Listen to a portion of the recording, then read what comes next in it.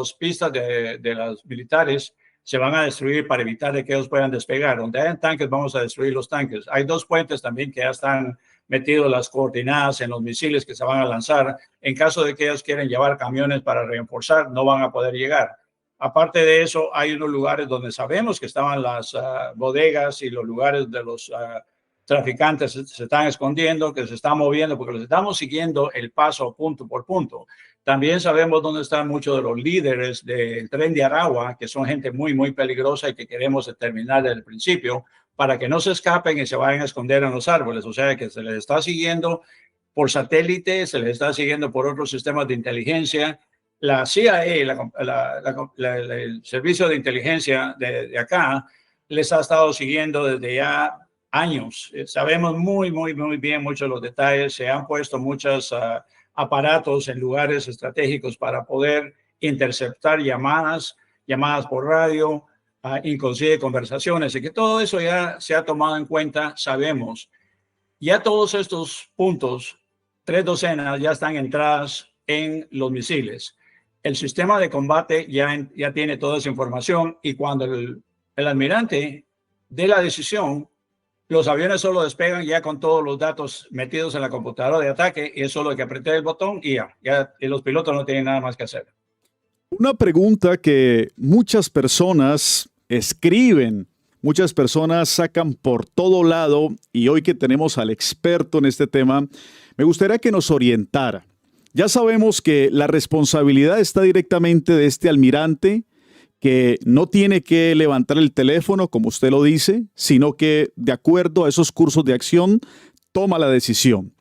¿Qué pudiese estar esperando en este momento este comandante general, este almirante que está encargado de las operaciones en el Caribe para lanzar este primer ataque? Porque sabemos que este despliegue no es gratis y sabemos que cuesta millones de dólares a los Estados Unidos. ¿Qué estaría esperando en este momento el almirante o el comandante de esta fuerza naval? Bueno, tú sabes que hay un dicho que dice que es mejor matar 2 pájaros de un tiro.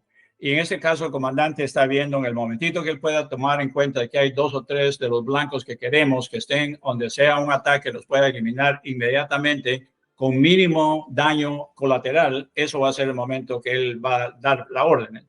Ya, por supuesto, tenemos preparados que las tropas, porque como tú dijiste, la segunda fase es meter tropas por tierra especializadas, ya sea a través de helicópteros. También se van a hacer un asalto anfibio para que, si pueda ser real, puede que no, pero se va a hacer un atentado para que la gente esté preocupada de ese lado. También los submarinos podrían hundir inmediatamente los barcos que están, que nos podrían causar un problema en el camino. Los misiles no tienen ni siquiera enviar, porque uno de esos submarinos tiene una capacidad increíble que ni siquiera se van a dar cuenta. El submarino puede estar inclusive hasta 300 millas del barco, y el misil que tienen va abajo de agua, de repente salta y agarra una velocidad casi hipersónica, y cuando le cae al barco son cuestiones de segundos, minutos, que los tripulantes se van a dar cuenta cuando viene una explosión. Claro. O sea que todo eso está programado, y las tropas en la tierra desafortunadamente son necesarias, porque esta gente no están en un lugar donde un bombazo los puedan acabar. Sabemos que en el momentito que caiga el primer misil, ellos van a tratar de resguardarse en estos famosos bunkers, pero mira, sería lo más fácil para nosotros. Nos encantaría que ellos estén en esos bunkers, porque eso sería la tumba final de ellos. Ahí se quedan enterrados, y yo no creo que el gobierno venezolano quiere gastarse dinero en tratar de escarbarlos y sacarlos de ahí. Mejor que se queden, que les pongan flores arriba y se acabó.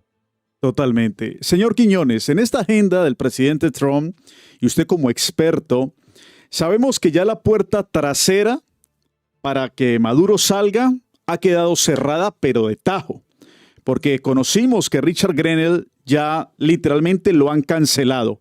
Lo sacaron del grupo de WhatsApp, como se dice coloquialmente. Y por otro lado, Qatar, que era este país que quería estar mediando entre Venezuela y los Estados Unidos, también ya no está dentro de estas negociaciones. Entonces eso nos lleva a una conclusión con estas 2 informaciones, y es que el presidente Trump ya no quiere negociación con la dictadura, o por lo menos no quiere darle estos salvoconductos o esta forma que el dictador pudiese huir hacia otro país. Entonces, el precio que en este momento Maduro, o qué puede esperar el dictador, sus secuaces, si ya la puerta de atrás está totalmente cerrada.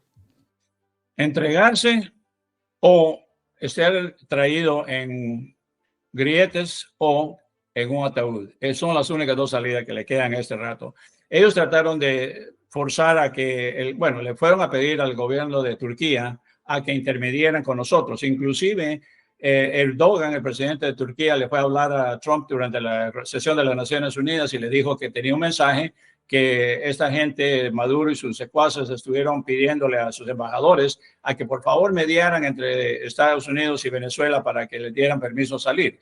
Pero mira, el precio que están pidiendo es carísimo, tanto a través de Qatar que a través de Turquía, porque lo que ellos decían es, ok, nos dejan salir del país a donde nosotros queramos ir. Ustedes nos van a dar un salvoconducto y nos van a levantar todas las órdenes de arresto, nos van a retirar también estas recompensas que hay. Aparte de eso, nos van a permitir que nos vayamos a vivir al país que nosotros queremos y nos van a dar la seguridad de que no nos va a pasar nada. Que más adelante, si un grupo, sea gente venezolana que quiere ir a traerlos, que los quiera matar, entonces nosotros tendríamos que darle protección. ¿Por qué nosotros tenemos que proteger de por vida a un montón de criminales con todo lo que han hecho? Entonces se les dijo que no. Bueno, ustedes tienen billones de dólares que se han robado, que se han llevado de oro. Si ustedes quieren protección, pues contraten al grupo de estos rusos, el Wagner Group, por ejemplo, que pueden ir a darles por bastante dinero, les podrían dar la protección que ustedes necesitan. Nosotros no lo vamos a hacer. Estar pagando millones de dólares para protegerlos es locura. Y ellos no tienen como te digo, siempre están tratando de pretender que negocian y luego salen con una estupidez. La última fue de que una bandera falsa que dijeron de que alguien iba a poner una bomba en la embajada de Venezuela. Oye, pero no hay embajada de Estados Unidos en Venezuela. La cerramos y ellos se llevaron a su personal. Y lo único que hay es un montón de venezolanos que trabajan la jardinería, la parte de afuera. Hay unas personas que cuidan adentro, pero no hay ningún personal que diga podemos hacer daño si botan el edificio. Bueno, hay un daño, pero no van a matar a un embajador ni a ninguna persona. O sea que eso es una tontera que ellos estuvieron pretendiendo para decir, bueno, mira, somos amigos. Es una gente loca. Por un lado te están diciendo un montón de cosas. Ahora le mandaron un mensaje, una carta al Papa pidiéndole que también los vayan a parar. Y los cobardes le están pidiendo a esos niños de 14, 15 años de que sean la primera línea de batalla para que los protejan. ¿Qué cobardes que son? Porque no tienen los pantalones ellos para agarrar un rifle y pararse en lo que se están escondiendo como ratas, en vez de decir, yo me voy a defender, yo voy a defender a mi pueblo. Si en verdad estuvieran ellos protegiendo a su gente, ellos no le pedirían a la juventud a que se fueran a poner, porque esos chicos es el futuro de Venezuela.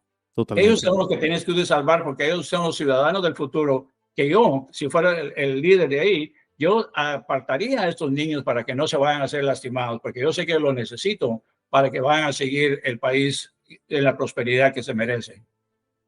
Señor Quiñones, ¿usted tiene algún tipo de información, o el gobierno de los Estados Unidos, cuántas veces en esta nueva ofensiva militar que tienen los Estados Unidos en el Caribe ha intentado negociar Nicolás Maduro? ¿Es oficial que él ha buscado algún tipo de negociación con los Estados Unidos? ¿Ha buscado acercarse a la administración Trump o definitivamente no?